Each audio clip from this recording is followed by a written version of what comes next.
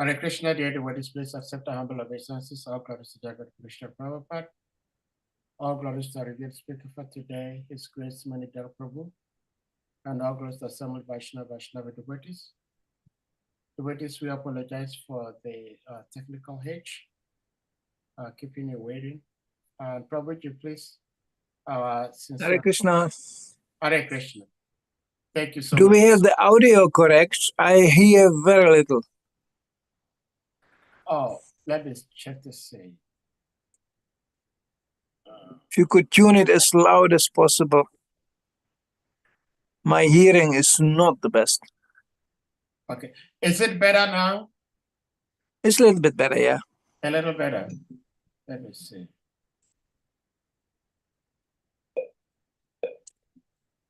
Okay.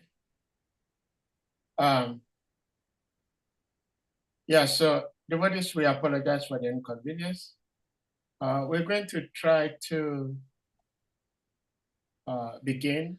And Manidhara Prabhu, like I was trying to say, he said my voice was very low. We thank you for being here with us, our dear uncle. And without further ado, we may put the verse on the screen and you may start speaking. Hare Krishna. You can hear me correctly? My Yes, audio is... your audio is very clear. Okay. From the other side, if somebody wants to shout at me, he is welcomed. Okay? Shouting is very good. Does anyone hear me clearly, or my sound is very low? It's okay. Okay. Okay. Hare Krishna.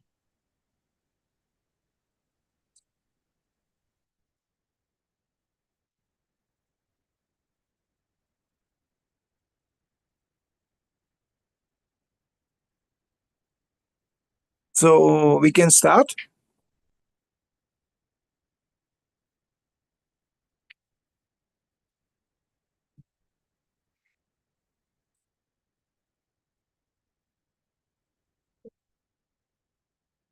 Madhav Kunja Bihari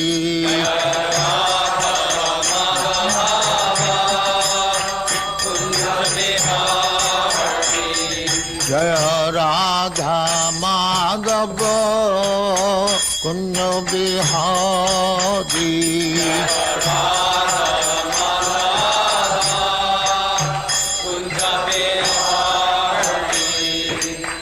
Jashodanandana Brajajana Ranjana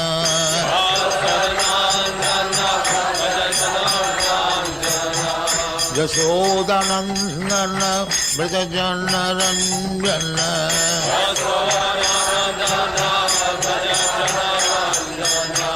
Jamuna Tira Banachari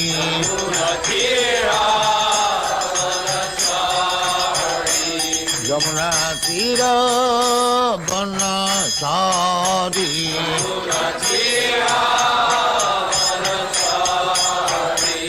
Jaya Radha Madhava Kunja Bihari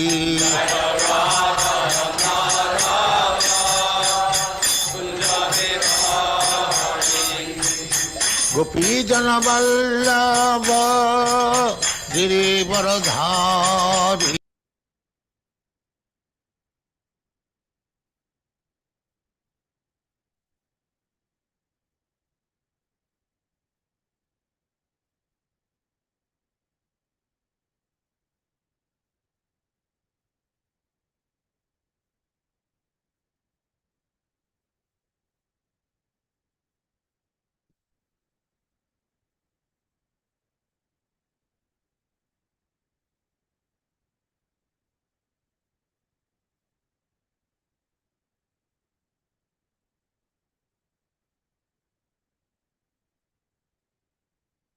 Jamuna Tira Banachari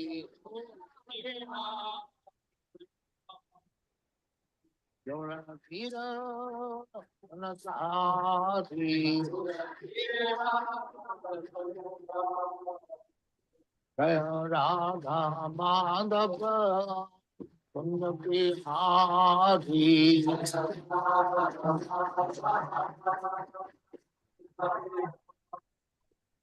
Jaya Radha Madhava Kunda Bihari.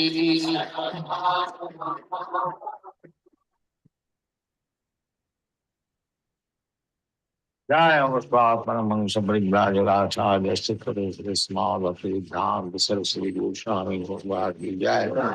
Anandapuri Vaishnava ki Jaya. Ramacharya Sri Haridas Thakur ki Jaya. Prem se kaho Sri Krishna Chaitanya Prabhu Nityananda Sri Advaita Gadadhar Shivarthadi Gaur Bhakti ki Jaya. Sri Radha Krishna Mo Gopinath Sam Kund Radha Kund Giri Govan ki Jaya. Vrindavan Dham ki Jaya. Navdeep धाम की जय, गंगा माई की जय, जमुना माई की जय, गुरु द्वारका धाम की जय, स्वामी तो भक्तविंद की जय, और ग्लोरी टू यस, और glory to yes. Thank you very much.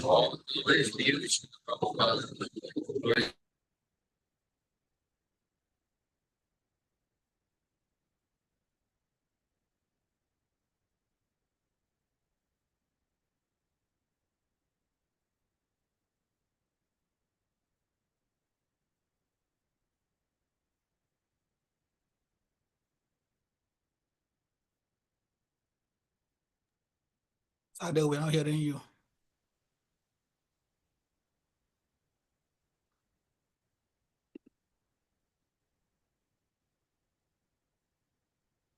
Sade, you are muted.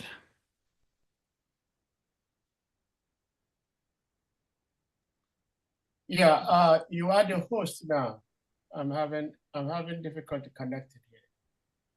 Hmm? I said you are the host. You took the host. You did. You have it. Let me see if I can connect. You want me to share for you? Yeah.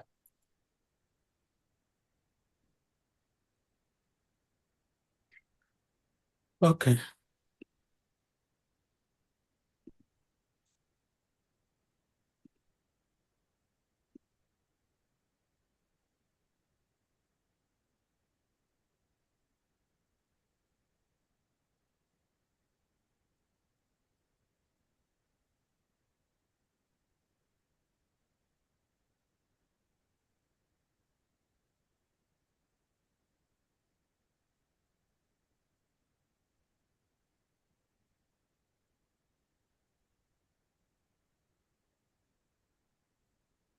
Yes, Prabhu, we can start, please.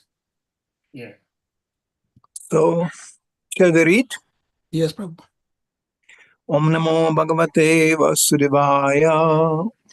Om Namo Bhagavate Vasudevaya.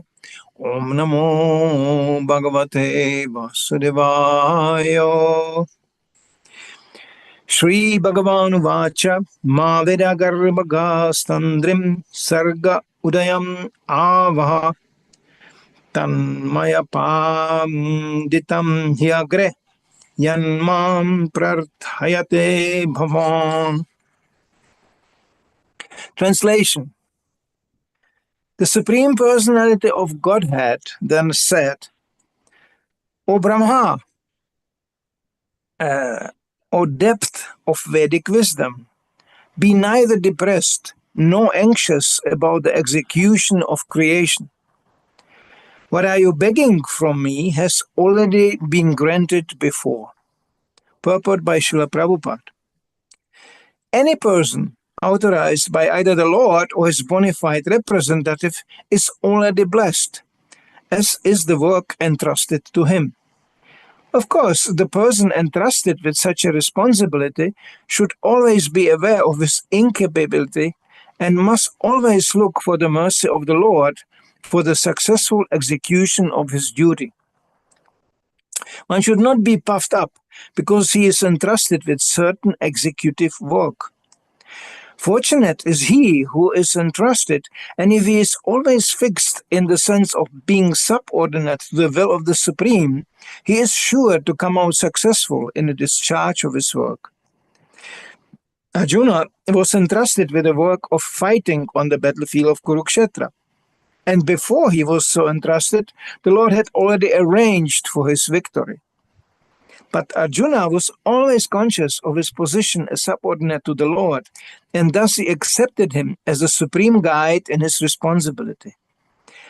Anyone who takes pride in doing responsible work but does not give credit to the Supreme Lord is certainly falsely proud and cannot execute anything nicely. Brahma and persons in the line of his disciplic succession who follow in his footsteps are always successful in the discharge of loving, transcendental service to the Supreme Lord.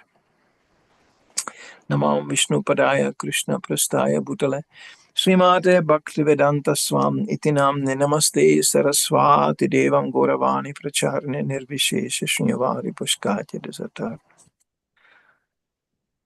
So thank you again that I can be, at least in this form, have the association of the African devotees. This is always for me a very unique occasion. So reading lately the third canto of Srimad Bhagavatam, once again, it strikes one how Srila Prabhupada, in a wonderful way, extracts the essence of what we are hearing.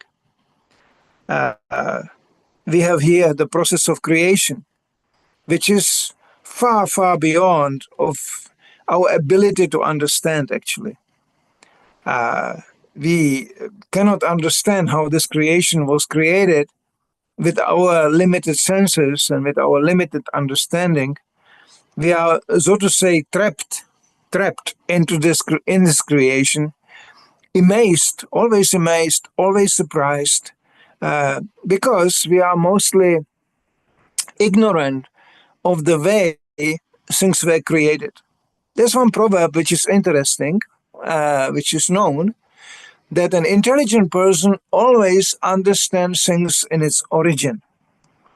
There's origin, and then there is effect, the result. People are captured by the result, but they never ask for the origin. And of course, they must end up being confused. A real devotee is never confused because he knows the origin. He knows where things come from. So he is not trapped in the momentarily perception. Oh, something happened. Where did this came from? He knows perfectly well. Nothing is accidental, actually, in this world. Everything is perfectly controlled by the Supreme, and everything has a cause and effect. It's perfectly organized. Nothing, there is a statement that not even a blade of grass can move without the will of the Supreme. So this is all stated in the Shastra. At least theoretically we can understand. And thanks to Srila Prabhupada, we immediately get to the essence. Srila Prabhupada's purpose are not dealing so much with the technicalities how this creation was created. They are actually immediately focusing on the way how it was created, by whom it was created, and with the attitude it was created. So we can actually learn from Brahma. Even Brahma's activities are completely beyond our understanding, but we can learn from him. In our little work, in our little attempts to please the Supreme Lord, we can learn about the basic attitude and the consciousness we should maintain. So this is what Prabhupada is talking about. That Brahma is praying, he's praying all kinds of things. He's asking Krishna to empower him to fulfill his task as a secondary creator. Krishna delegated the process of creation to Brahma. And through Brahma, we all came into being in this material world. So Brahma is, first of all, praying for ability to do what Krishna wants him to do. And second of all, he is praying not to get puffed up. Because it's a completely natural tendency once you are in a material world that when you are capable to do something, we have the tendency to become proud of it. This is already wrong right away from the beginning. Because the tools we are working with, the ability we have, this is all this in detailed way described in Bhagavad Gita, where Krishna describes how he is the ability in man, how he manifests this ability in man. Krishna says even, I am the life in the living. So if Krishna will say, you know what, I'm not so enthusiastic today to maintain this life of the living, we will be all dead immediately. So everything what we do, everything what we use is actually entirely Krishna's mercy. So this is demonstrated to us. Like example, in our lives, we grow old. Most of us, we grow old. And there is problems coming. The body is falling apart and all this. So it is obvious that we didn't create it and we don't maintain it, because if we could, we would create another body for ourselves, and we will also know how to nicely maintain it so we can enjoy the body forever. No. We can just watch the destruction of the body as it is gradually taking away from us. There is nothing accidental. There is no accident that we were born in a certain place. There is no accident that we express ourselves in a certain way. And this is very individual, yeah. I'm right now broadcasting to Africa. I never was in Africa, but I had to deal with African citizens, even in form of devotees. Yeah, they work differently sometimes. It will take me a while to understand how do they work actually. Because I have another body. I have another way. I was born in another way, in another location, with another body. So I express myself differently. But the beauty of Krishna consciousness is that it can be expressed differently. Therefore, I think I used to do it in a previous broadcast again. I'm coming again to the point that there is something like African Krishna consciousness. There is something like European Krishna consciousness. And even in Europe, there is so much variety of nations, so much variety of mentalities. I could take you on a trip around Europe. That's the place where I moved around my whole life. It's very different country to country. And Prabhupada knew that. But he showed us how by his pure devotion, he could unite all these different mentalities and unite them in one single attempt to please the Supreme Personality of Godhead. You have to be a very, very powerful, empowered Acharya to do this. I used to spend many years in management, managing actually, you may not believe it, but I was managing in a zone and in a country which in itself, in Krishna conscious sense, hardly existed. It hardly exists until today. I don't want to be too specific, but practically my GBC, under whom I worked for 25 years, in order to preach in that country, he had to import everybody. It was a completely imported yatra. I find myself managing or being close to projects which included devotees from 16 nations together working on one project. Wow, that wasn't easy, I tell you. Not because of lack of desire, actually, to serve Krishna, but because everybody expressed themselves so differently. So you learn on the road that to accept and to tolerate and to welcome even that people do express themselves in Krishna consciousness differently. The essence must be the same. Like example, we cannot copy or even understand the activities of Lord Brahma. But what we can learn from him is in whatever work we are engaged in, we should entirely depend on Krishna's mercy and understand that this is coming by Krishna's mercy. Nothing is accidental. And actually, if you analytically examine what we are working with, we created nothing of this. You know, people think, I have sex, I have a child. Just that process of sex, the process of giving birth to a child and this, we understand nothing of this. We don't know even how this body works. Scientists are examining how the body works, okay? But they are not understanding who created that. And actually science, in an essential sense, should be a one big offering to the Supreme Personality of Godhead.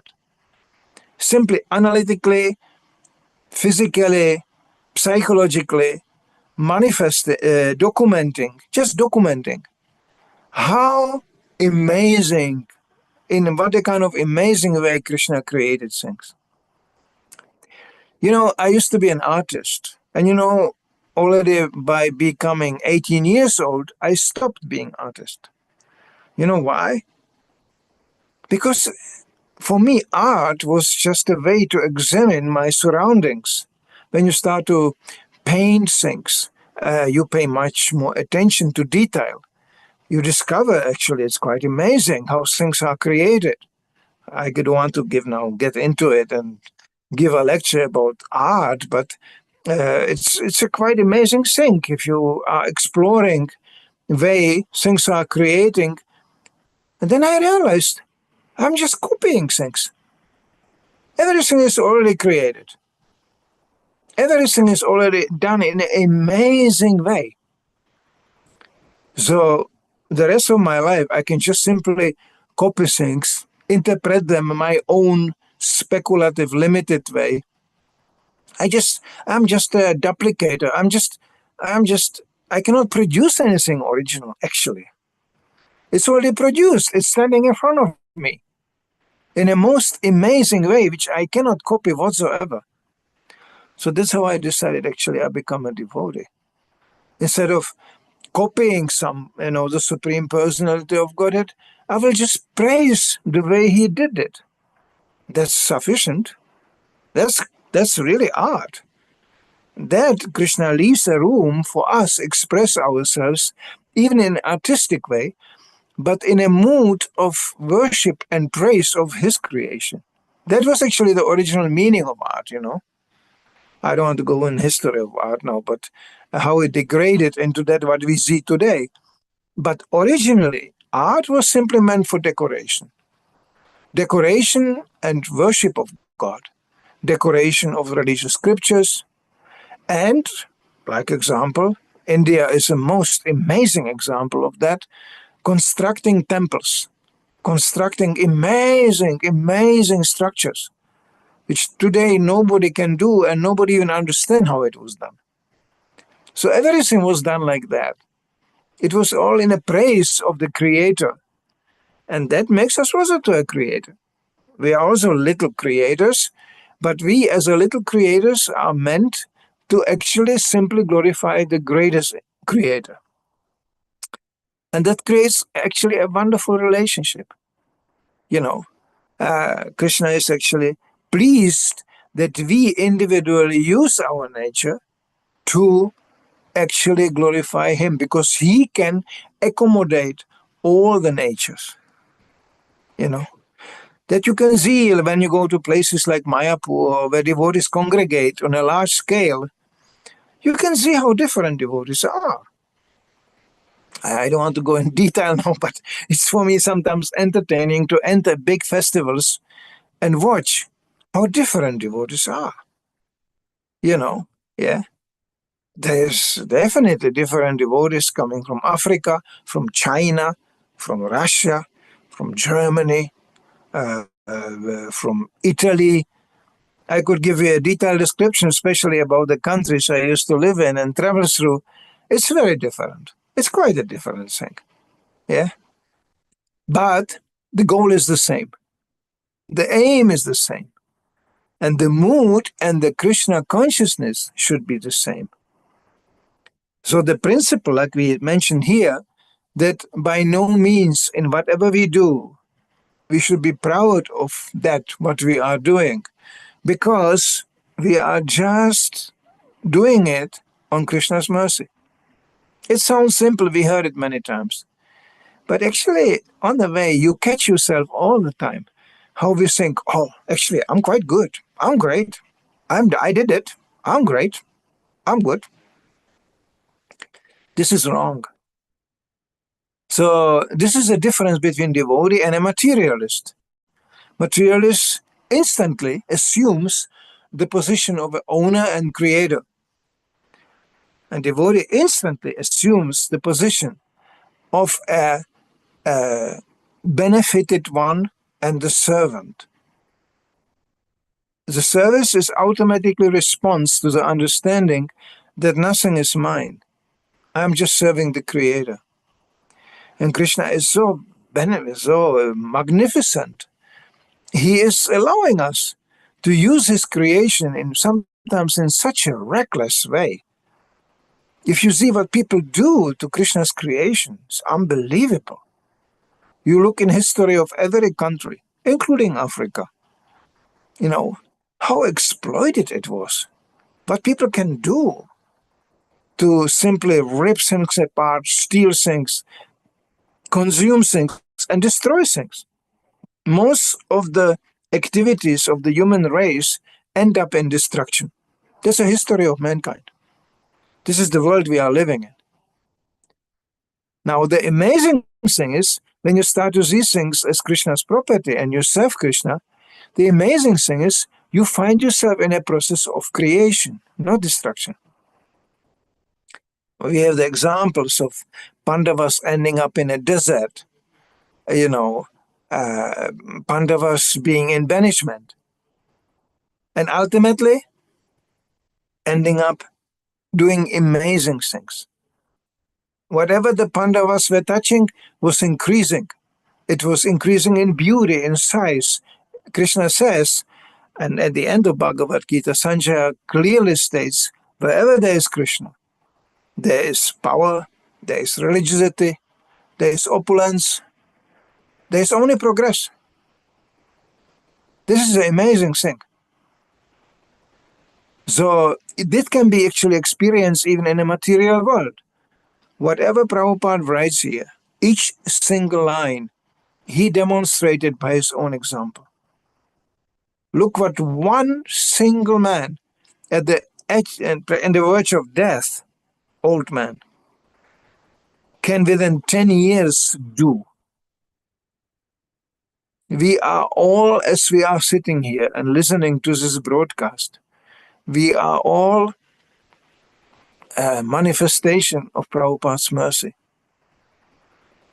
If he wouldn't get on the ship, leave India, and embark on a worldwide mission to spread Krishna consciousness, we will either not sit here, or we will be spiritually inclined, but for sure down the road, we will receive some perverted way, we will be cheated, we will be crippled, we will be victimized. Prabhupada used the word victimized by the perverted version of so-called Krishna consciousness. Now, if you want the real Krishna consciousness, we have to constantly go back to Prabhupada. Constantly study carefully what kind of consciousness he wanted us to assume. There's so much to learn in Krishna consciousness, it never stops. We may think, oh, I understand. Yes, I read here in a book, I understand. Actually, I think I'm quite humble. Yeah.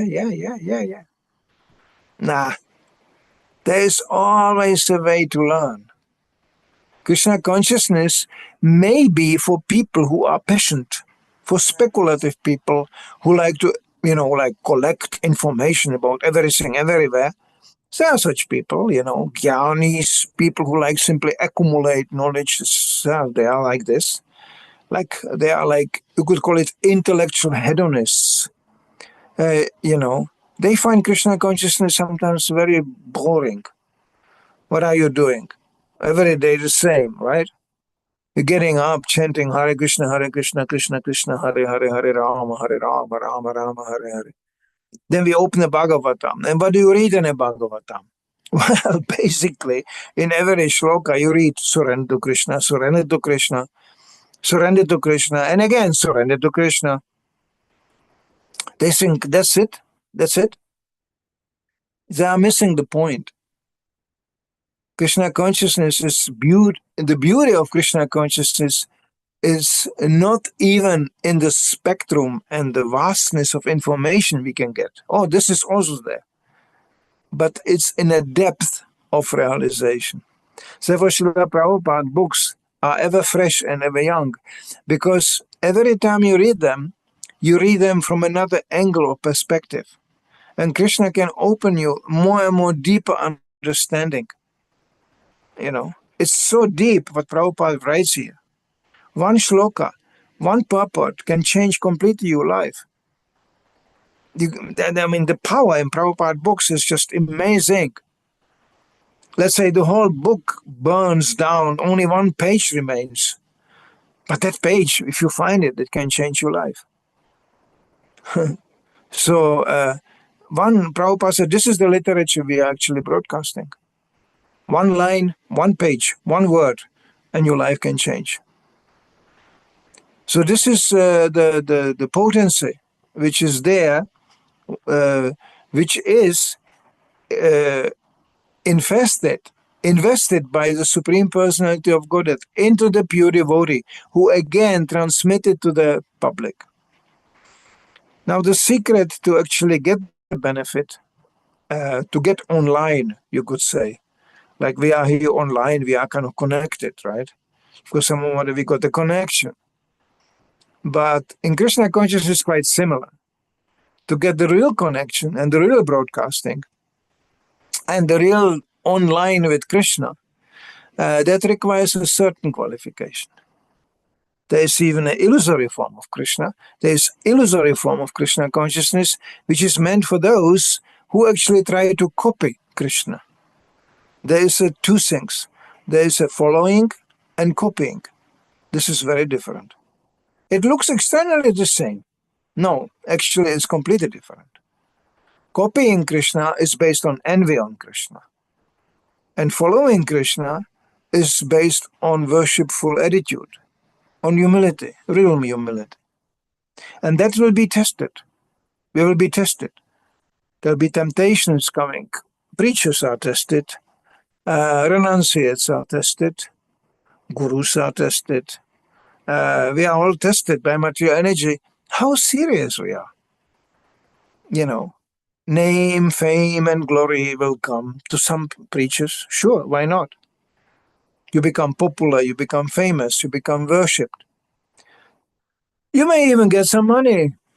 Sure, there will be people coming out of nowhere. They will give you money. And the question always remains, what will you do with it? Will you take it seriously?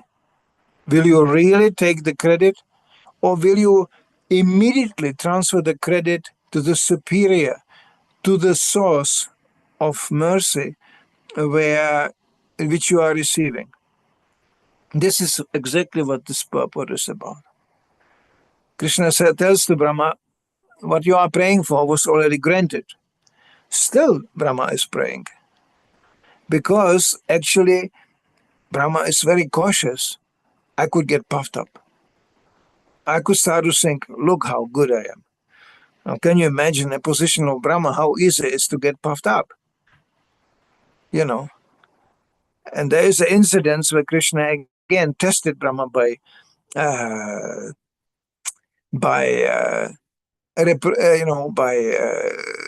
making Brahma forget who he is, to the degree that Brahma used to steal the cowherd boys, or Brahma came to speak with Krishna. And then Krishna asked the gatekeepers, which kind of Brahma is coming? Brahma was confused. He said, why did you ask that? Are there more Brahmas? Krishna just smiled, and on his order, just, you could say, mentally issued, all the Brahmas from all the universes start to arrive. Not only just with 4 heads, but with thousands of heads. And they were all paying their dandavats. Must have been quite some noise with the helmets and all this. And our Brahma was just amazed. He realized, I'm just a little Brahma with 4 heads. And I thought I created this wonderful universe, and that's really big. So there are moments like this. Krishna is protecting his devotee. I could give autobiographic testimonies how in times where I experience some input of spiritual energy and did things which I even today sometimes think, how could I do that? But I did it. But whenever I start to think, oh, actually, I'm quite good, Krishna sends somebody who did it 1,000 times better. That's, I'm speaking now in terms of book distribution. Okay. I used to be maybe 4 years, 3-4 years. I was like #1 in Europe, distributing, Prabhupada wrote me and my godbrother Rohini Sutta a letter. Thank you for all these books you are distributing. We were hitting the record, 501 and 502 books each a week in 1 week. That was considered in ISKCON quite big. Later Krishna sent devotees. They did it in 1 day. They distributed 500, 600 books in 1 day. So, there's a reason to be humble. There is always somebody who can be more empowered. There is somebody who can do amazing things. Krishna's potencies are unlimited. So this is a very, very essential, very deep, and very, very basic point, which is very important to understand. Otherwise, we get down the road. It takes some years. In the beginning, one is not so endangered. Why? Well, because one is constantly confused. One is just discovering Krishna consciousness. I remember the early days, my God, just to taste prasadam, to be in a kirtan, to everything was just amazing. It was fantastic. And I joined the movement in 1972. I tell you, everybody was entirely in a preaching mood. The kirtans were bombastic, hours of chanting. Book distribution was exploding. Everything was up, up, up, Everybody was so... And we were not many devotees. Actually, in Krishna consciousness, I never saw it that way, that we are so many devotees. There is always more karmis. There is always more demons. There is always more materialists. Devotees are always in minority. So, but to experience that was amazing. However, when we just grow a little bit older and we see what pride can do to people, how even devotees, I wouldn't expect that, how they got damaged by their pride, how uncompromising material energy is, despite all the amazing service they have done. That makes you to be very cautious, very careful. More and more, that is teaching us nothing is for granted. Even this broadcast now, today, for me, is not for granted. Every minute of the way I can speak about Srila Prabhupada and glorify him is very precious to me, because something can be switched off. I can be switched off. Just yesterday, one of the devotees I knew very well died. That always makes you think, oh, who is the next? Why am I alive? He was younger like me, much younger. So, you think always, oh. Thank you, Krishna, that I can still sit here and speak to this wonderful African devotees. Thank you for being here. You being there at all. You know, I remember days Africa was just a black spot on a map in terms of Krishna consciousness. Seriously. Remember in Europe, who wants to go to Africa and preach? Nobody was going. And Brahmananda, he just, he was one of the first ones who came to Africa. Prabhupada came to Africa, quite briefly visiting, But Africa was like another planet. It's like, who wants to go to North Pole to preach? Or who wants, I don't know, to some last corner of the world? Now just look what happened. Now Africa, there are devotees. I don't know. I am not aware of Africa as such, but I know that there are devotees everywhere. So it's just amazing.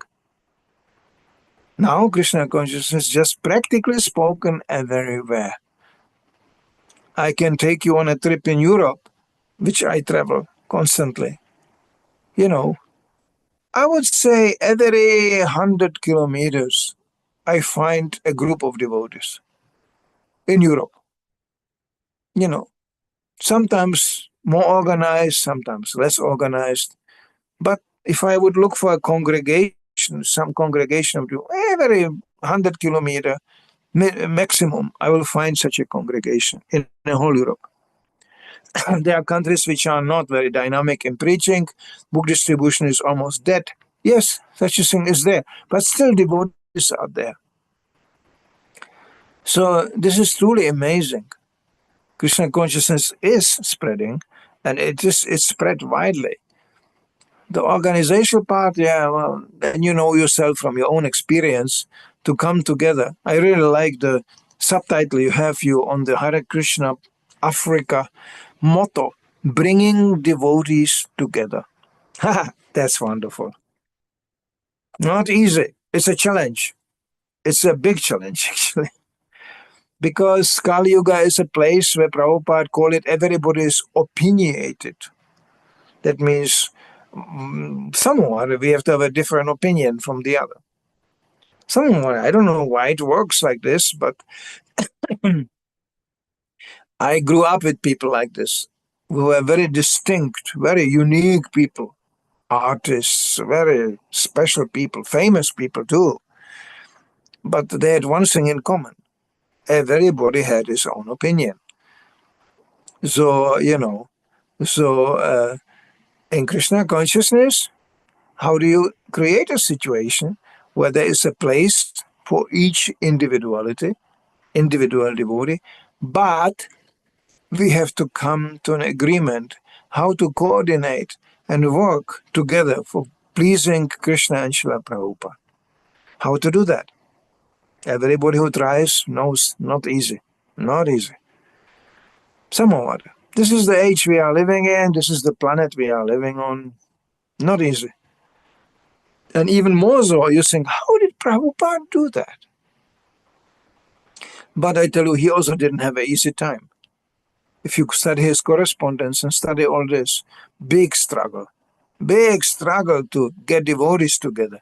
Sometimes Prabhupada said, okay, if you cannot work with anybody, then just stay with me. That was the last thing he could do. He offered himself, actually, personally, to a devotee, to actually integrate him into the Hare Krishna movement. That's amazing. How more selfless you can be. You can unite people on basis of money. Maybe. You can, I know communities where devotees work together in a factory of a very, successful Vaishya type devotee. So that unites them also. They work in the same factory and they for the same devotee. That's one way to unite.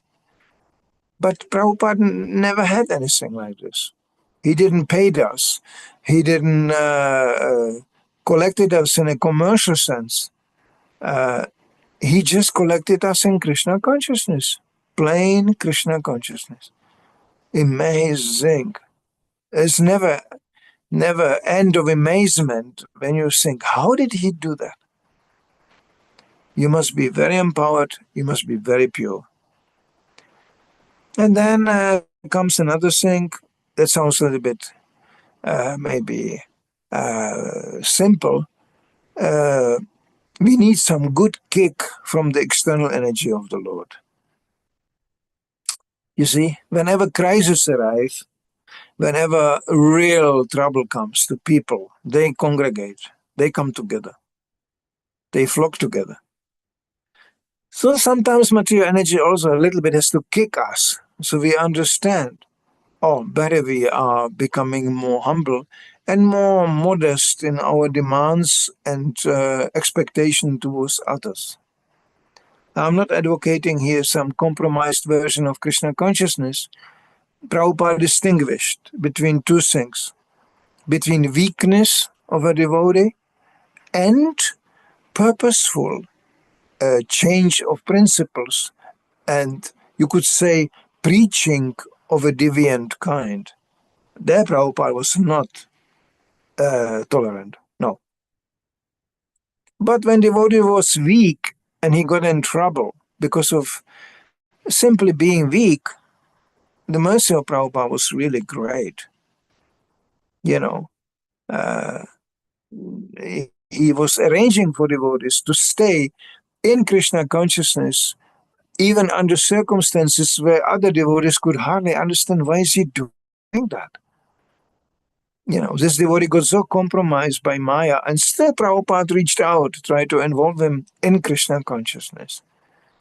So something of this we definitely have to assume, and we have to maybe become a little bit more tolerant towards the weaknesses of others. But if somebody turns into his weakness into a professional type of preaching and induce others to fall down as well, no, this is not what Prabhupada tolerated. He was very heavy, very uncompromising. So this is all lessons down the road we learn how to survive in Krishna consciousness and how to maintain Krishna consciousness. And here we can learn directly from Lord Brahma how we can maintain the basic humility by again discovering in detail and meditating and praying and learning to see how everything depends on Krishna, how he's maintaining everything. And it's actually, I tell you quite frankly, it becomes very interesting life. Devotee, he doesn't see simply the external exhibition of something. He just thinks, oh, it's quite amazing how Krishna arranged that. Okay? I mean, every day you experience something actually mystical without knowing that. There's a nature around us. Nature is functioning. Oh, this is amazing how it's functioning. You know, remembers me on the story Prabhupada traveling on a train, being put into the train compartment, specially reserved for him. And there was a shades on the window because of the sun. It was one of these law things, some of this you pull down, and then it's a shade, and then you push a little bit and it goes up again on its own. So Prabhupada entered that compartment and he pulled this thing down, and then he pulled it up, and then he pulled it down again, and it was going. So the servants were going, oh, Prabhupada, is something wrong with it? Or, it's broken or what? Prabhupada said, no. I'm just studying. It's amazing how Krishna gave intelligence to somebody to develop a mechanism like this. This is the way to see the world around you. It's quite amazing, actually. How Krishna gives so much different ideas and abilities to people around you. Abilities I wouldn't know how to do that. How is somebody getting the intelligence to do this? This is all Krishna. So to see Krishna in his, multitude, in a variety which is completely behind our comprehension, Back again, when I was artist, I was fascinated like this. I could take a leaf from a tree, and you examine a leaf from a tree, It's like a little tree on its own. It's a little miniature tree. And there are so many leaves. And they fall down in the autumn. They grow again. They fall down. They grow again. It's amazing. I mean, I just know, like I said, I was never there, but the pictures from Africa is for me also amazing. You know, when I was small boy, I gave a hard time to my father with two images from Africa, which I learned from the children books. I couldn't understand why giraffe, you know, the long throat, legs, why the giraffe has such a long throat. It's not very practical. You know, it walks with this long throat. And when it drinks water from a river, it has to spread the legs, you know, so it can reach down and drink water. I was thinking, oh, that's not very practical. Why has a giraffe such a long throat? Of course, I couldn't understand at the point that it is made by Krishna so it can reach the tops of the trees and eat the greener leaves from the trees. I couldn't understand that. So my father flipped out. He just going, I don't know. Yeah, it's made like that. You know, so he never investigated who made it. And the animal kingdom, you know, in nature, you find such an amazing exhibition of Krishna's artistic sense. You know, you find genius ugliness, you find genius beauty, you know, yeah. You find genius violence. Krishna says, from the fish, I'm the shark. It's heavy. Shark is the heaviest and it can bite you in two pieces in one bite. You know, yeah. Krishna says, that's me. Yeah. Peacocks. What an amazing bird. You know, a very good snake killer, by the way. Anyway, so, you know, everything you look around is actually quite amazing. And this is just the physical part.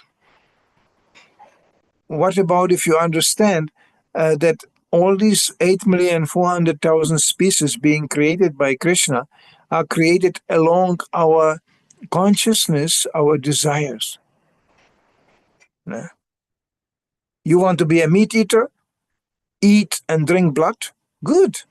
But there are better bodies for that, like a human body. Have a body of a tiger, lion. Why not? It's completely legitimate.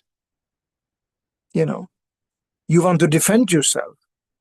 You know, you go to karate school, or you want to be, you know, well equipped so you can defend yourself. It's a joke. You know, in a human form, this body is very fragile. What do you want to defend, really? You know karate, then somebody comes with a gun and shoots you. So what? You know, how can you defend yourself? But if you are a snake, cobra, or mamba, that's a real thing. You know, you just raise your head, everybody, to existence. Nobody will embrace a snake. So that's natural defense, natural defensive.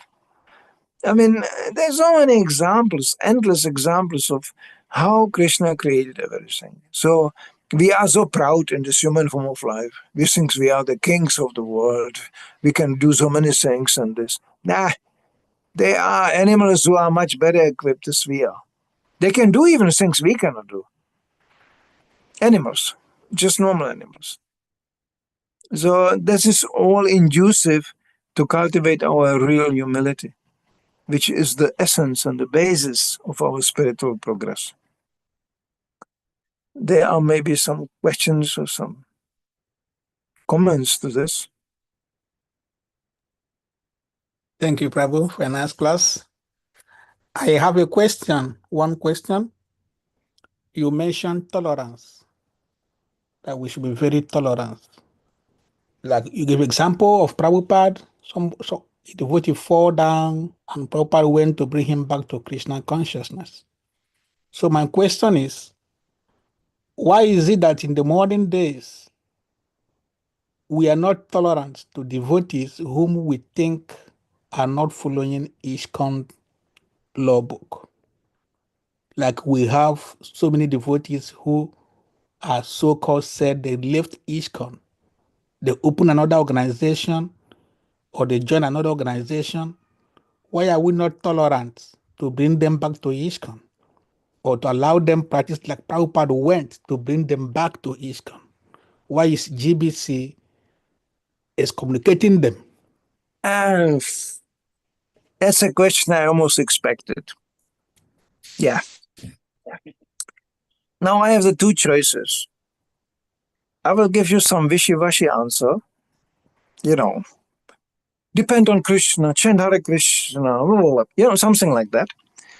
Or based on my 55 years existence in ISKCON.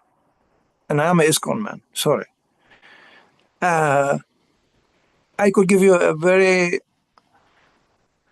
maximum honest answer I can try. Prabhupada warned us, you can read it in his correspondence. Don't make it to a mechanical institution. Bureaucratic, title-infested institution. Bureaucratic means that there are people who just maintain posts. They maintain offices.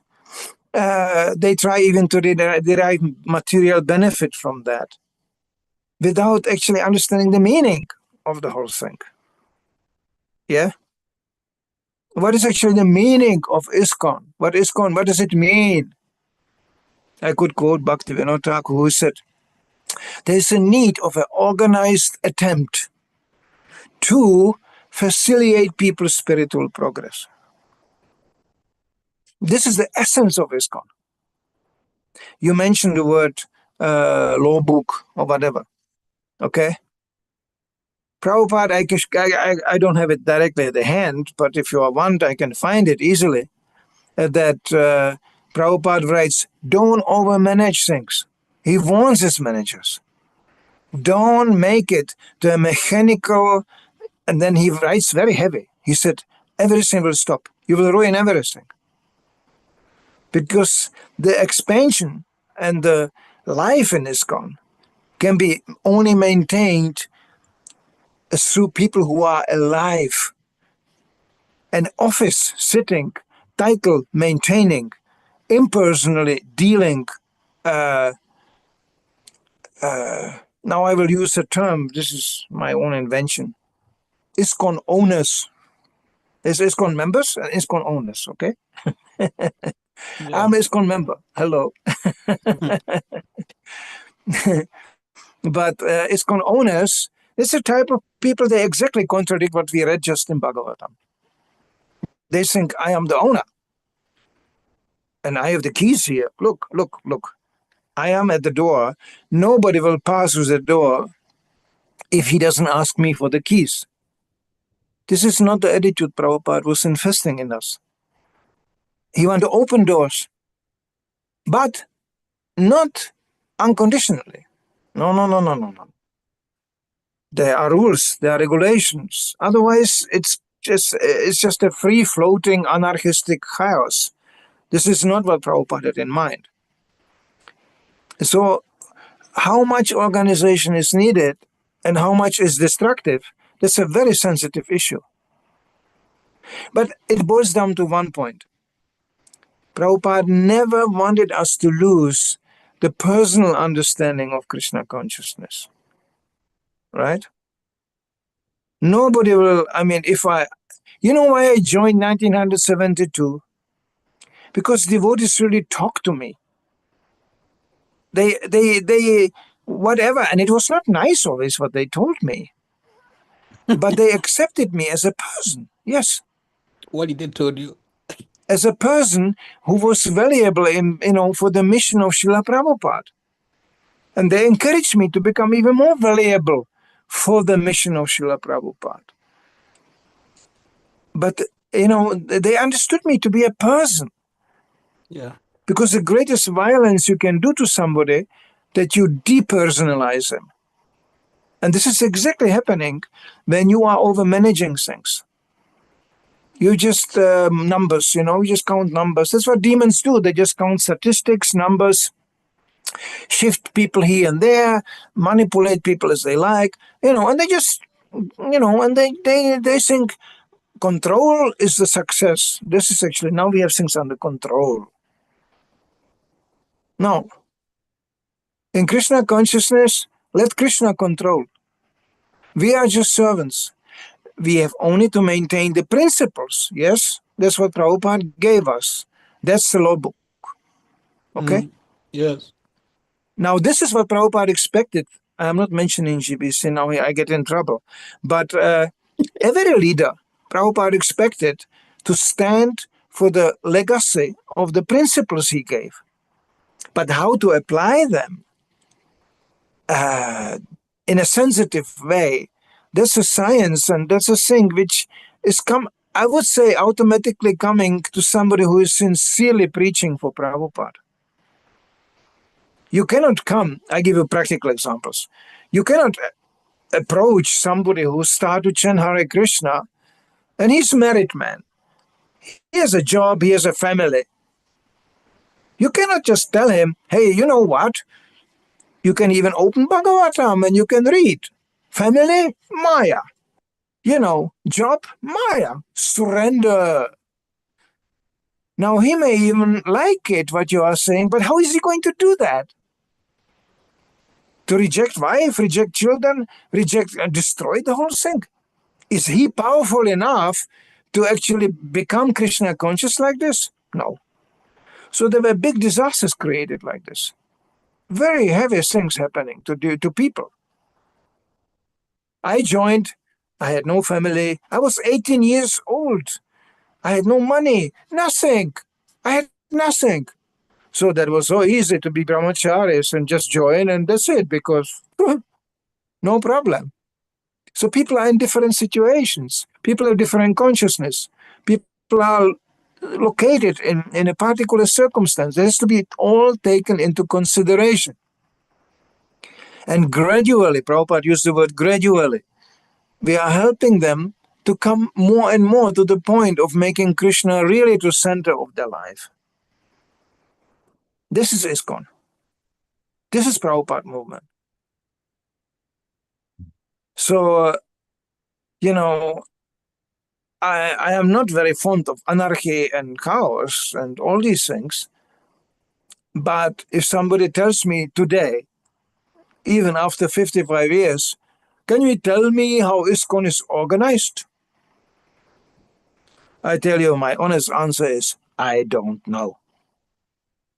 It's Krishna. It still exists, it's still here, but in the ultimate sense, it's Krishna. I saw so many important devotees coming, going, dying, leaving. So we are all in transit. But Prabhupada's legacy and Prabhupada's real ISKCON is eternal. That's my personal conviction.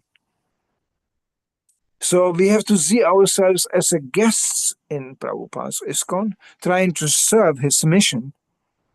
And then we will leave again. I mean, leaving by dying, okay? We will do that, guarantee. So this depersonalization, this automatic, and there's a class of people, they like it.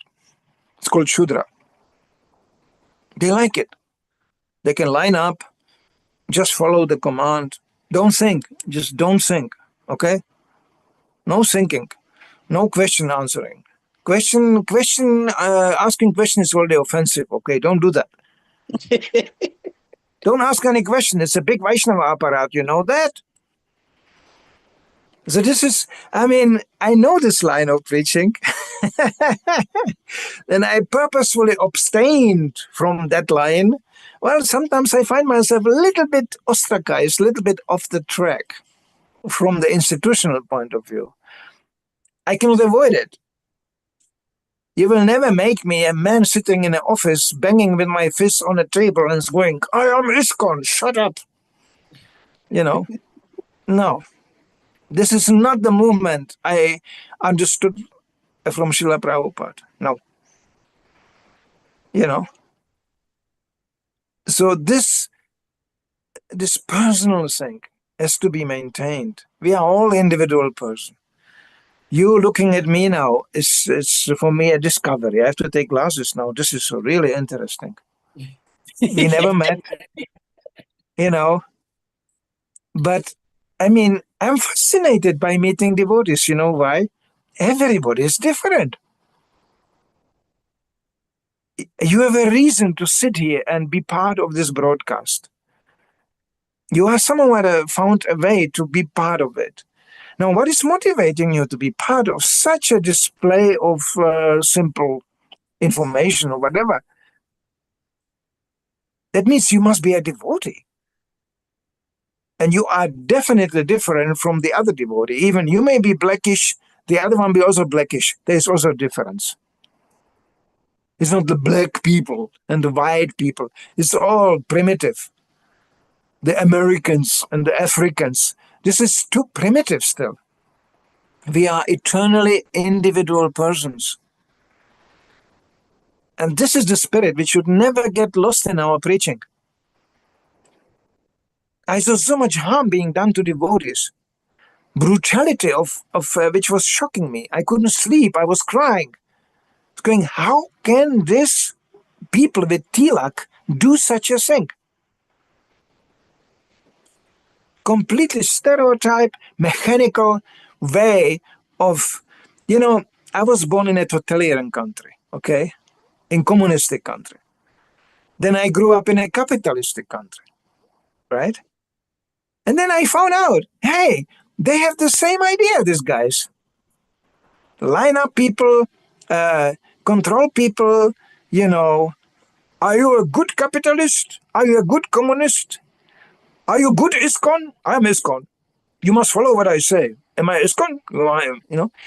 All this has nothing to do with Prabhupada's preaching. Prabhupada captured us by giving us such a personal and such a loving attitude, truly loving, unconditional, that we were just obliged.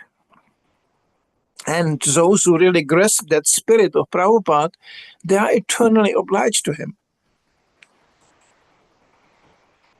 When people express love to each other in the material world, usually they always expect something, you know, for themselves. They always expect, there's some expectation. Prabhupada extended this love to us. He expected for himself nothing. He just wants us to serve Krishna, that's all. For himself, nothing.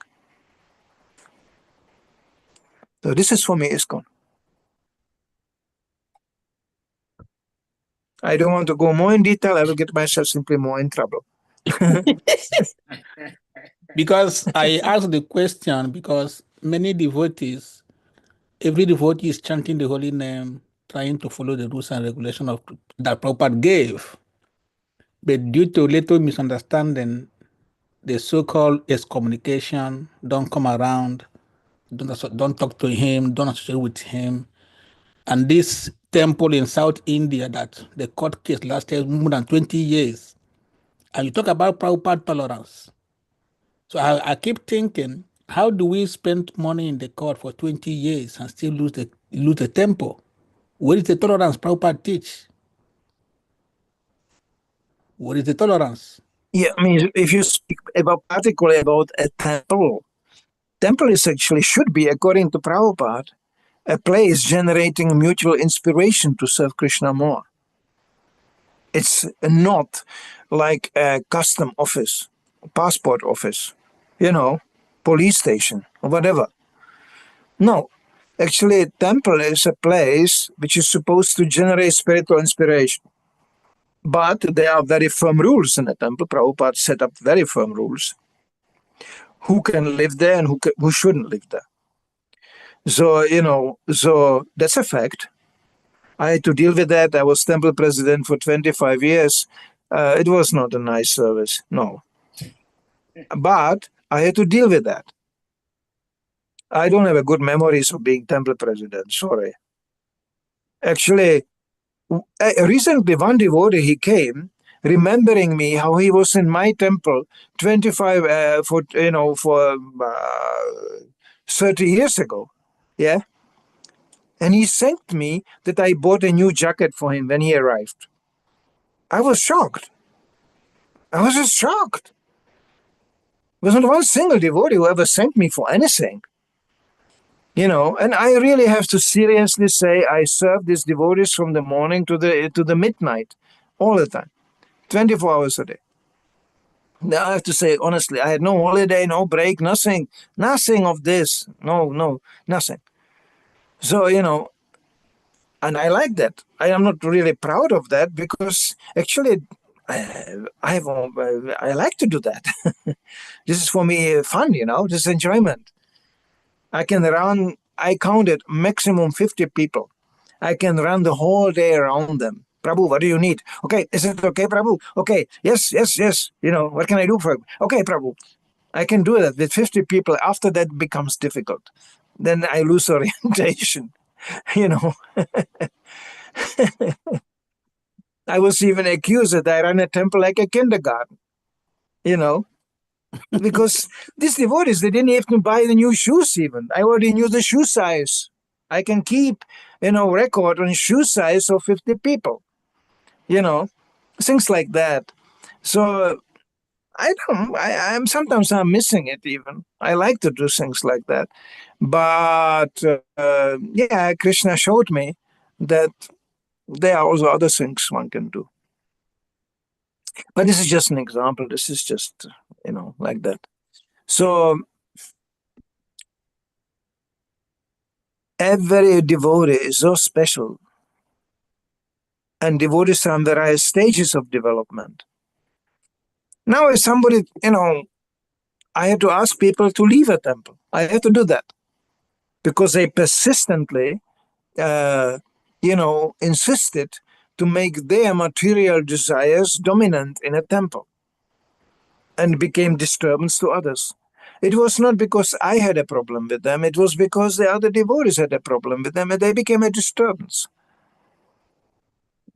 I mean, you have a great Vaishnava chasing all the unmarried girls in a temple and things like that. Practical stuff, So you ask him, Prabhu, please, this is a temple, not a dating station. Okay, if you want a girl, please go out. There are many of them out there. Bye-bye.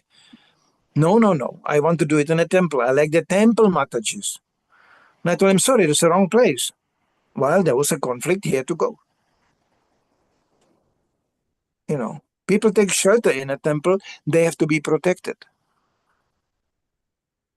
So this is management, yeah. It's not a nice service, no. Well, thank you so much, Prabhuji. Yeah. Go ahead. I cannot repeat it enough. We are eternal persons, part of Krishna. Let's keep it that way. Yeah. Let's not turn people into numbers, robots, sheeps type of persons. No. Jai. Thank you so much. Kusha Prabhu, thank you for these questions. And Manidhara Prabhu, as always, thank you so much for the beautiful answers. Oftentimes, Krishna, Sri Prabhupada, they are so merciful, so kind. They send us devotees who can. I have a very weak audio. Oh, my audio is very weak.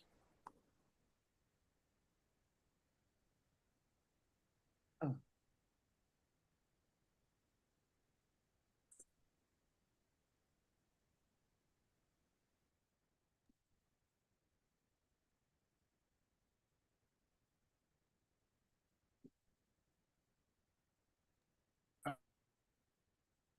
Okay, while we wait for Saturday, Prabhu, anyone has a question, you can ask, please. Hare Krishna. Aribo. Yes, Mr. Ravinda. Yes, thank you, Prabhu. I just wanted to say pretty much everything you said was really spot on. And I want to thank you, Prabhu, for asking that question about the balance of being Krishna conscious and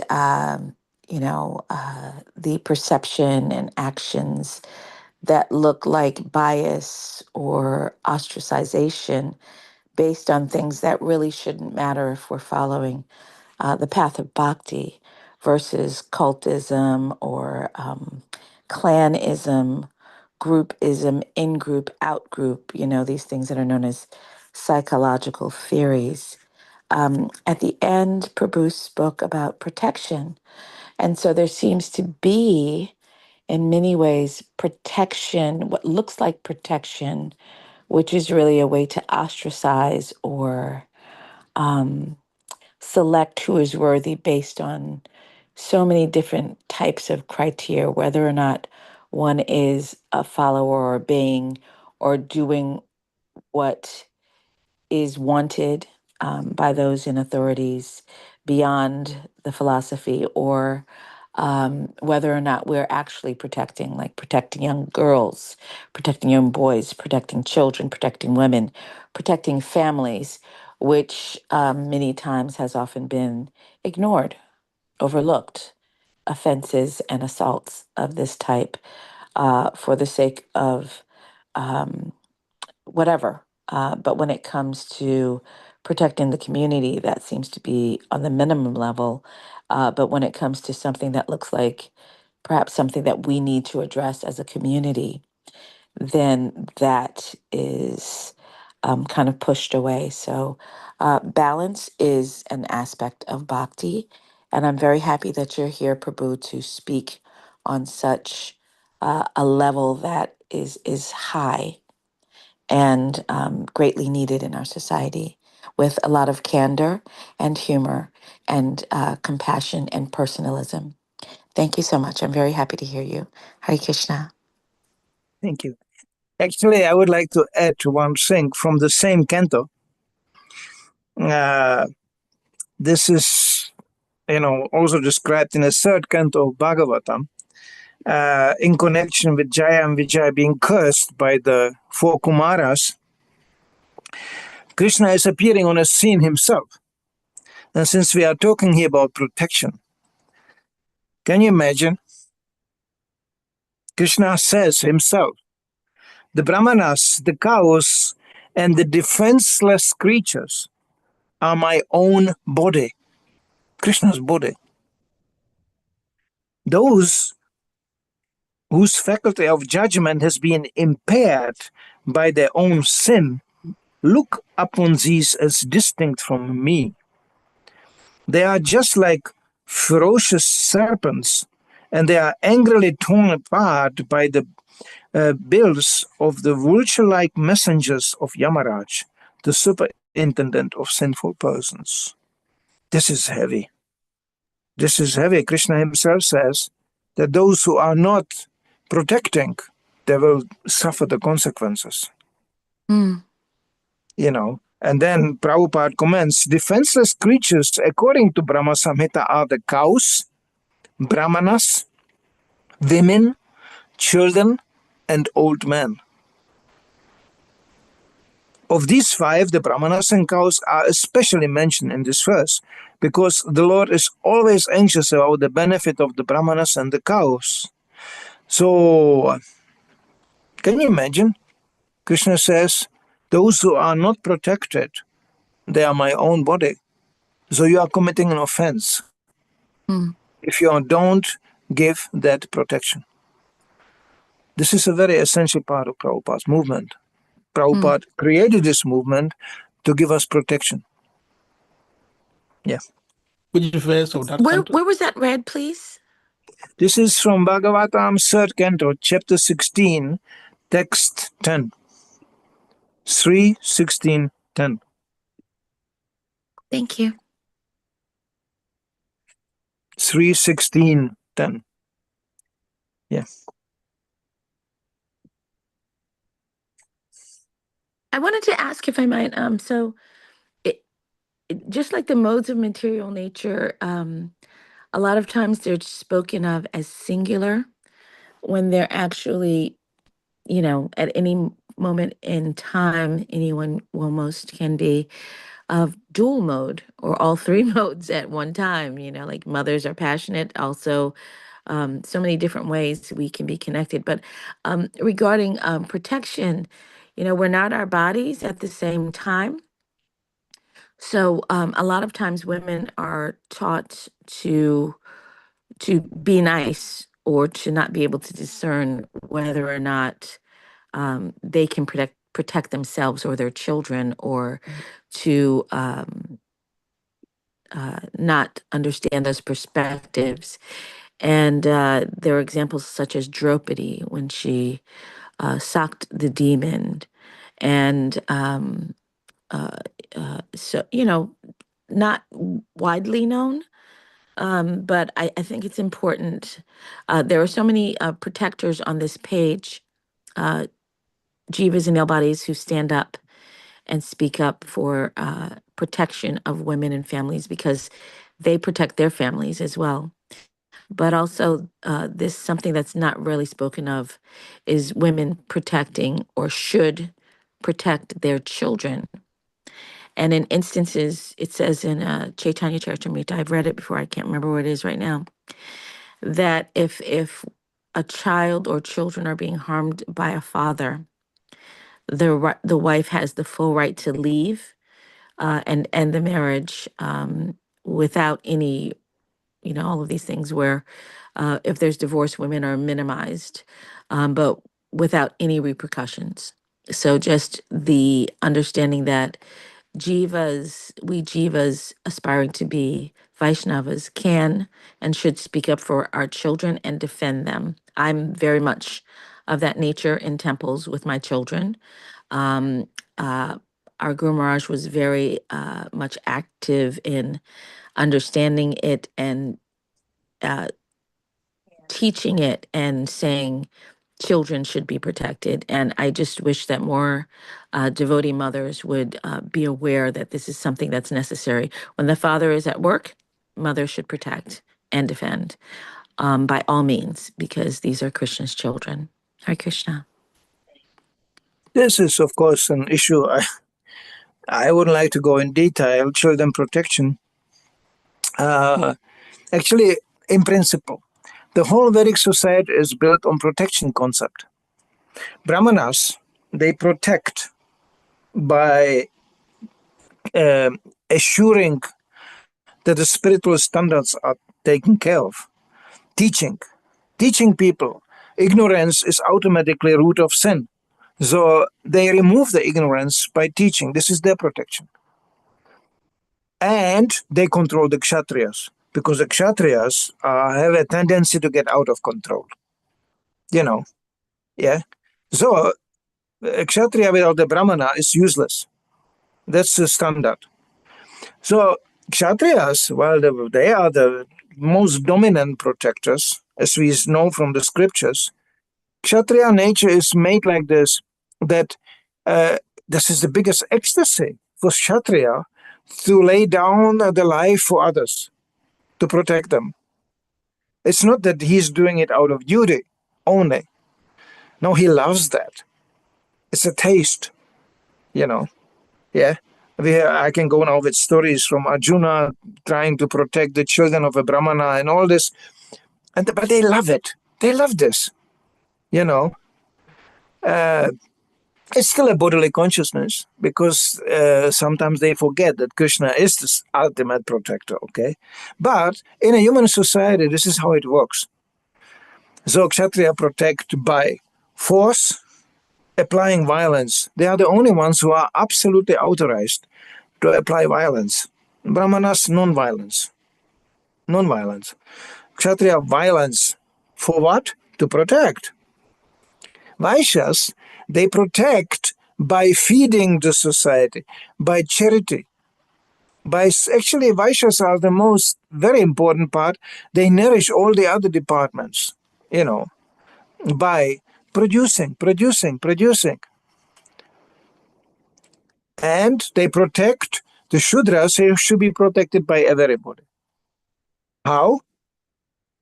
Well, you don't give them something harmful. I don't want to go in detail, but in a Vedic society, Shudras didn't get even money. They had no freedom to go around and spend money on their own.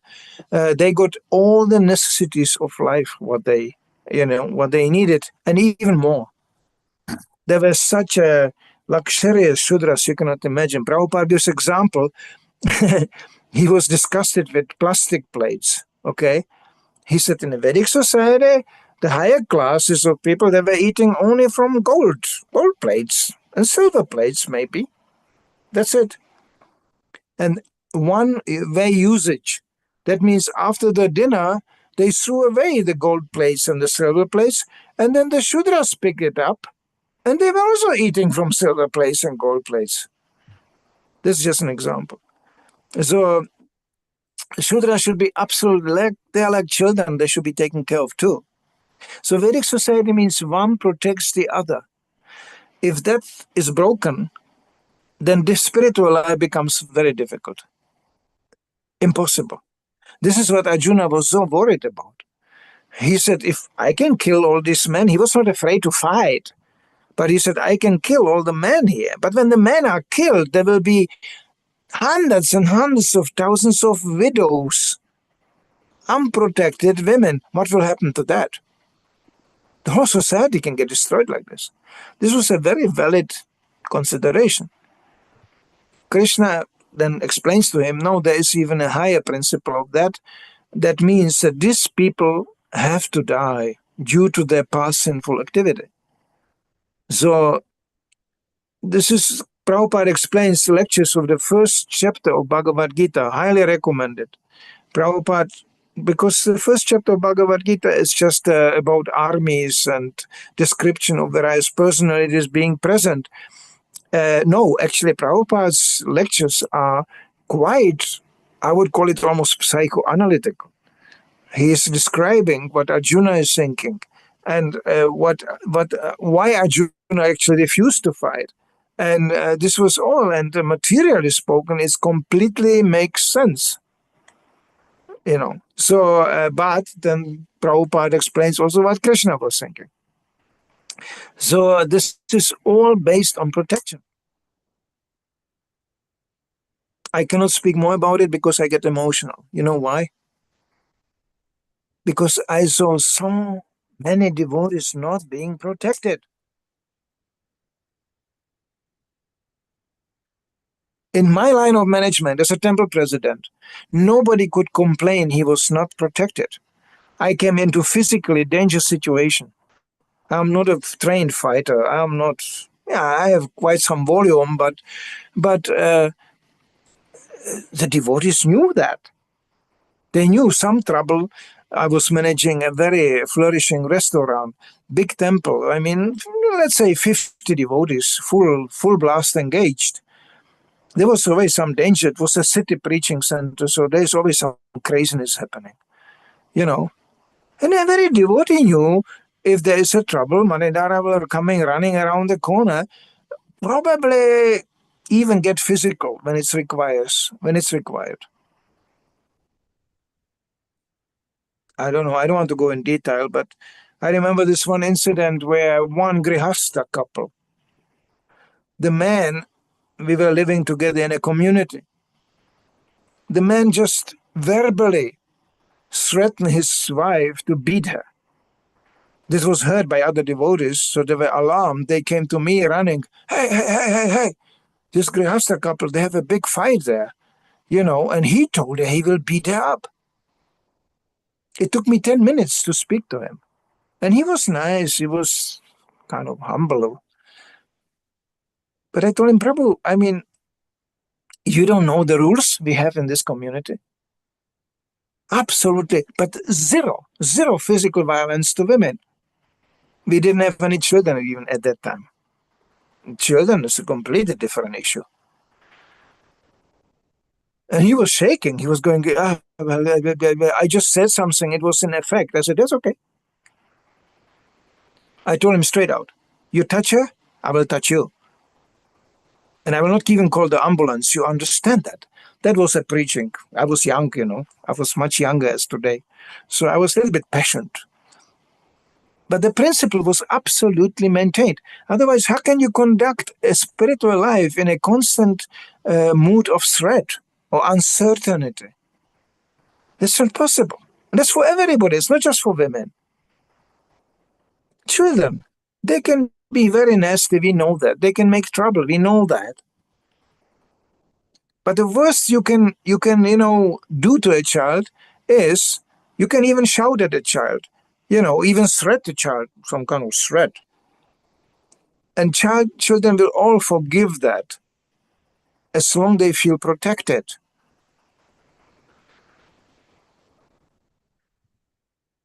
So I don't want to go in that line more, and I don't want to say more, because it's one of the darkest chapter of ISKCON is the issue of child protection. Unfortunately, it is like that. Of course, as a brahmachari, I was 15 years brahmachari. I didn't know anything about that. As a grihastha, I didn't have a child for a long time. There was no time for that. So, but I was really confronted with these issues. It's completely zero tolerance. Zero tolerance. I don't want to start to quote Prabhupada, what he said in this regard. Thank you, Prabhu. I have a question,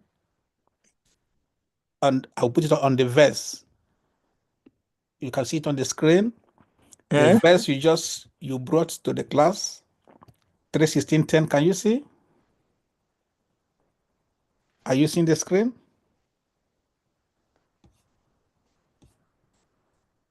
Hello, Adibo? Yeah.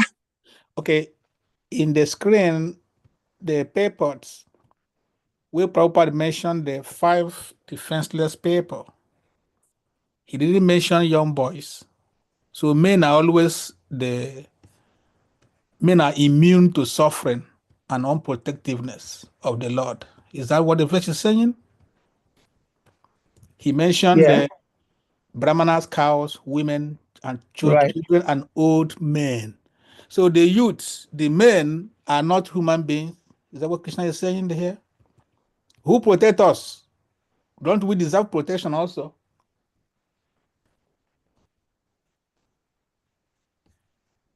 What do you mean? There's a question involved here? The question is, Krishna mentioned protect the brahmanas, the cows, the women, children, and elderly men. Mm-hmm. My question is, the youthful men, doesn't they deserve protection as well? Of course. Can you explain why they are not mentioned? Prabhupada especially mentioned devotees. In a material way, in a material world, it's difficult to protect people because they are very, very heavy under the law of karma. You can try to protect, but the karma is so powerful that person will actually have to suffer the destiny one way or another. So you can get quite frustrated in a material world. In a case of a devotee who is trying to contradict his karma and get rid of his karma, who is trying to be engaged in devotional service, there Prabhupada was especially very strict. We must protect. I give you an example. In my generation, a devotee, he was only 2 years around. He was going out distributing books, serving in a temple. Somehow he became severely sick, he became paralyzed. He ended up in a wheelchair. So the temple president was thinking, oh, that's not possible. We cannot have a wheelchair people here. So they sent the devotee with a wheelchair back to his parents. Prabhupada, when he heard it, he exploded. There's a letter documenting that. He said, how could you do that? That's our man. Just because he cannot walk, you kick him out? Prabhupada was furious. Now, there are limits, of course, how much we can help, but the attitude of disposing devotees, it's completely unacceptable from Prabhupada's point of view. Unfortunately, we saw quite something. Thank you, Prabhu. Vira, Prabhu, please unmute. We have a question. Vraha Achaya want to ask a question. Hare Krishna, Dandava Pranam Prabhu. Thank you very much. We always like to hear from you. Always very practical. And some of these things, many people do not have the courage to even speak about it because of many reasons. But it's nice to hear some of the senior men. The question Kush Prabhu just asked about why the law did not mention the youth. Even secular government also recognize this class of people that Krishna says to protect. Most often, women are considered dependent. Children are considered dependent. Priests are also considered dependent. Of course, child protection is not known by secular parents, secular people, but the elderly, women, children, and priests are all considered to be dependent. And almost every government in the world gives them some kind of concession.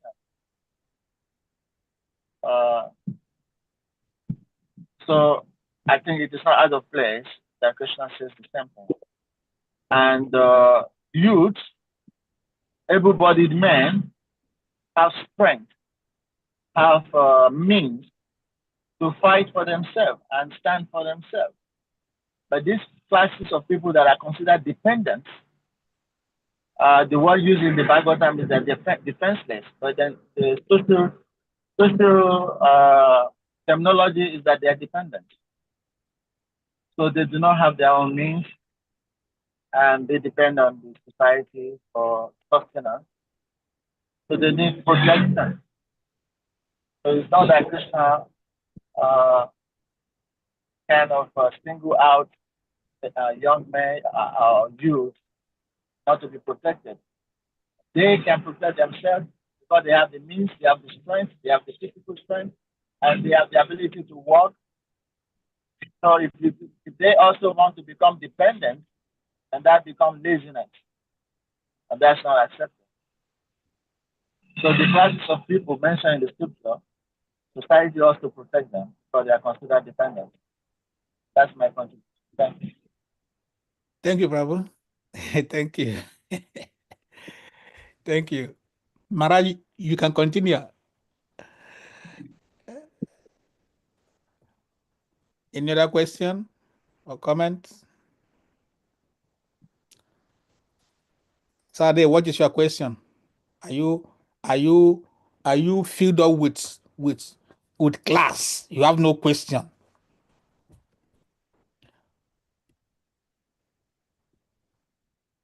You are muted. Okay. I had a question, but the question has been answered. So thank you. Thank you so much. Yes. Right, but I have another question based still on the verse of today, where Prabhupada was speaking in the purports. He said, those who are helpless must be taken care of by their respective guardians. Otherwise, the guardian will be subjected to the punishment of Yamaraj, who is appointed by the Lord to supervise the activities of sinful living entities.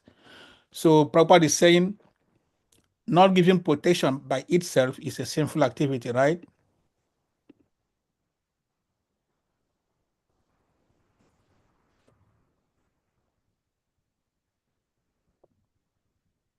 Who is this?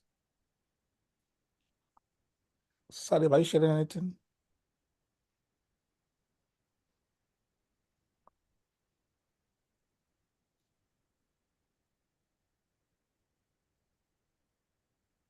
I was sharing the verse you quoted.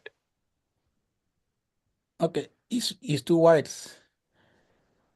Can I share it? Can you remove and let me share? Okay, sure.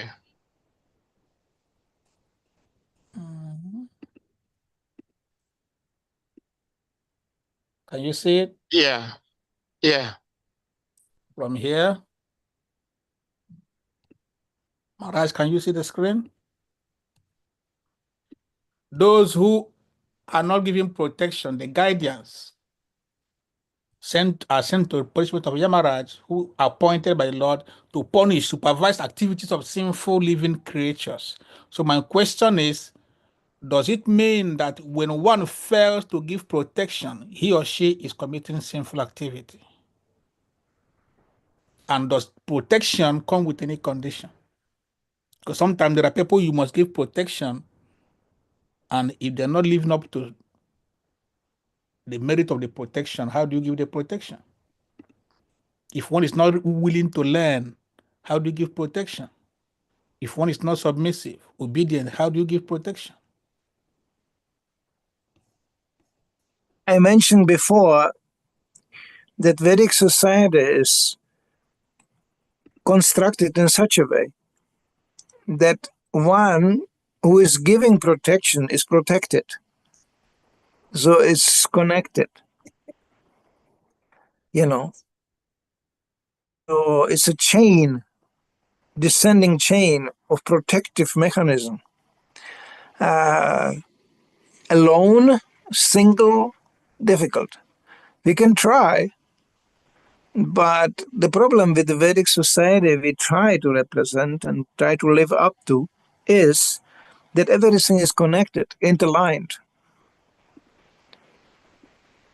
Like you may be of a nature where you instantly try to physically, let's say, protect somebody for a right cause. But you will be interpreted by some foolish people as being aggressive. You try to actually eliminate a problem and you will be defined as the problem. That happens. So that cannot happen when the Vedic society is intact, because one is authorizing the others. Brahmanas are authorizing the Kshatriyas to commit violence. Kshatriyas are authorizing others to be guardians and supervising that they can do so. This is all interlined. There we have a problem. I was lucky when I could protect because I was protected. And if some people complained, oh, he is so judgmental, or they interpreted that I act on my own, I simply pointed to my higher authority. And I said, sorry, I'm in charge here because somebody made me in charge. And I was simply doing my duty. If you have some problem with it, go to him. And it worked for 25 years wonderfully. Okay, thank you. Rupanuga Prabhu, on mute. Rupanuga. Your hand is up.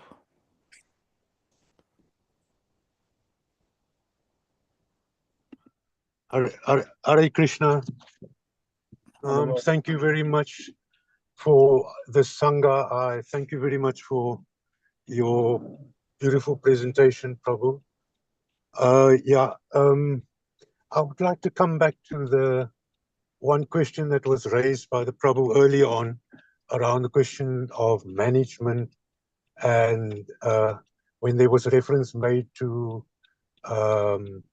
and I gathered it was in reference to that issue around Bangalore temple there, the South Indian temple issue. I just wanted to comment on that in respect of this is it's just a comment. This is exactly our challenge. Our challenge is, or from my perspective, my humble perspective, my little mind, I'm just saying that we're sitting with a challenge, and the challenge is because of being in the shelter of Srila Prabhupada, the house that Srila Prabhupada built, everything is perfect. We engage in devotional service. It is a transcendental process. It is a golden age in Kali Yuga. It started with the advent of Lord Chaitanya. So we covered by that. What we need with the stage that we need to get at, that we as in this transcendental process need to awaken to, from my humble perspective, is that we need to get management to recognize that this transcendental process needs to have exactly that holding space as per the principles that Srila Prabhupada put down. And we don't need to try and invent or think about any other solutions. The point is, it's just around surrender. If we look at that, the question of what happened in Bangalore, the thing is that if I look at, or the little bit that I can come up with, is that there was a minimum 100 ways, a publishment of 100 sayings that was against that situation there in Bangalore, and it was well understood, it is well researched. And then what happened? The management there took it on repeal, or on appeal, and then the judgment was turned around. And then the whole thing is that if I look at the management in Bangalore, they then said, "Oh, we want to discuss. We still want to be part of that." That's politics. That's politics. We're falling into the trap. Exactly. The point is, we can't have a judiciary looking at it unless we have ashram dharma. Only So when what the is your Brahmins can guide question? us. So what is your question? No, it's just a comment, Prabhu. It's just a comment I want to make. All right, All that I'm thank you. saying is that we need to try and pray and move a little bit back towards following Srila Prabhupada's instructions and surrendering to that, instead of letting other personalities that's not part of that try and be judged or attempt to discern this transcendental process. Anyhow, that's just my comment. Hare Krishna. Thank you very much.